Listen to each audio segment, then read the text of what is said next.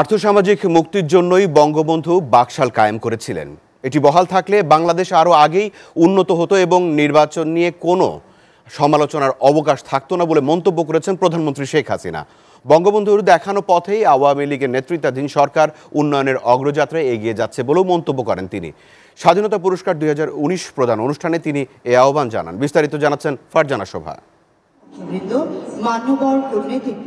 বাংলাদেশের স্বাধীনতা সংগ্রাম, দেশ ও জাতি গঠনে গৌরবোজ্জ্বল ভূমিকার জন্য জাতি এবং রাষ্ট্র চিরদিন স্মরণ করবে এ অগ্রযাত্রার দিশারীদের। অসামান্য অবদানের স্বীকৃতি হিসেবে এবছর 13 জন প্রীতিমান ও একটি প্রতিষ্ঠানকে স্বাধীনতা পুরস্কার দিয়ে কৃতজ্ঞতা জানালো রাষ্ট্র।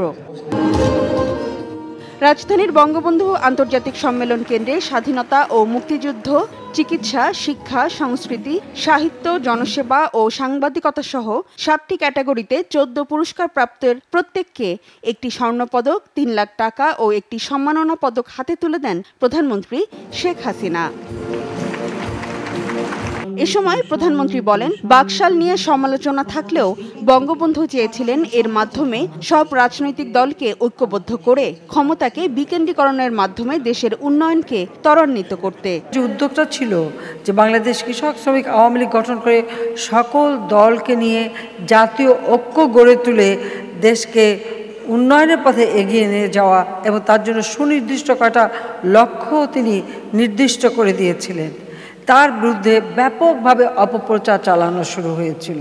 অর্থনৈতিক উন্নয়নের পক্ষে তিনি কাজ করবার জন্য ব্যবস্থা নিয়েছিলেন, কিন্তু জাতির পিতা যে পদ্ধতিটা নিয়েছিলেন, যে ব্যবস্থাটা তিনি করেছিলেন, এটা যদি কার্যকর করা যেত তাহলে বাংলাদেশে কখনো আর জনগণের ভোটের অধিকার নিয়ে কেউ খেলতে পারতো না। জনগণ তার মন মতো প্রার্থীকে ভোট দিয়ে নির্বাচিত করতে পারত। জাতির পিতার দেখানো পথে উন্নত বাংলাদেশ গঠনে আওয়ামী লীগ কাজ করে যাচ্ছে জানিয়ে প্রধানমন্ত্রী বলেন, আর তাই দেশি বিদেশি ষড়যন্ত্র এখনো চলছে। যে স্বাধীনতার সুফলটা যেন বাংলার জনগণের দোরগোড়ায় পৌঁছাতে পারে, সাধারণ মানুষের কাছে পৌঁছাতে পারে এবং আর্থসামাজিকভাবে যেন আমরা উন্নত হতে পারি এবং উন্নত জাতি হিসেবে বিশ্বের জন্য আমরা একটা মর্যাদা ফিরে পেতে পারি, সেটাই আমাদের লক্ষ্য। আর সেই লক্ষ্য নিয়েই আমরা কাজ করেছি, যার শুভফল দেশবাসী পেয়েছে। 25শে মার্চকে আন্তর্জাতিক গণহত্যা দিবস হিসেবে স্বীকৃতি আদায়ের চেষ্টার কথা জানান সরকার প্রধান। ইতিমধ্যে আমরা কিছু উদ্যোগ নিয়েছি যে এই দিবসটা, এই যে পাকিস্তানি হানাদার বাহিনী যে আমাদের উপর যে নিরস্ত্র বাঙালির উপরে গণহত্যা চালিয়েছিল, আমরা লাখো মানুষ হারিয়েছি।